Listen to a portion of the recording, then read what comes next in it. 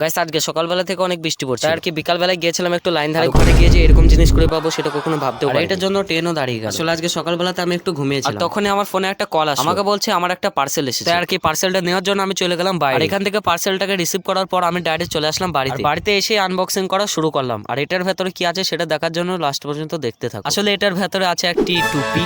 হ্যাঁ, এটাকে আমি অর্ডার করেছিলাম ক্রিকেট খেলার জন্য, আর এটার দাম মাত্র 100। আর এটা পরে আমাকে কিরকম লাগছে একবার অবশ্যই কমেন্টে বলবে। তবে যেরকমই লাগুক এখন তো ক্রিকেট খেলা হবে না, কেননা আবহাওয়া এইদিকে খারাপ হয়ে গেছে। মানে যেটার জন্য টুপিটা কিনেছিলাম সেটাই হলো। মন খারাপ করে কিছু হবে না, তার জন্য আমি আর আমার বন্ধু চলে আসলাম একটু ঘুরু ঘুরু। আর আমরা কিন্তু জাতামাতা জায়গায় যাই না, আমরা যাচ্ছিলাম ট্রেনের পাটির মাঝখান দিয়ে হাঁটতে হাঁটতে আশেপাশে গ্রামের সৌন্দর্য দেখতে দেখতে। কিন্তু ভাই যেতে যেতে আমি এটা কি দেখে চলো তোমাদেরকে দেখাচ্ছি এটা হচ্ছে কি সেটা তো আমি জানি না। তোমরা যারা যারা চিনো কমেন্টে একবার অবশ্যই বলবে। ওটাকে ওখানেই ফেলে দিয়ে আবার হাঁটতে লাগলাম, কেননা আমাদেরকে যেতে হবে দেবগ্রাম স্টেশন। তবে যেতে যেতে এই জায়গাটাতে চোখ পড়লো, এটা হচ্ছে একটা মিশন, আর এখানকার ছেলেরা আমার দিকে অনেক চিৎকার করছিল। কিন্তু এদিকে আমি স্টেশনে চলে এসেছিলাম আর ব্রিজের ওপর দিকে অপেক্ষা করছিলাম ট্রেনটা কখন আসবে। ট্রেনটা ফাইনালি দেখার পর আমরা চলে যাচ্ছি আবার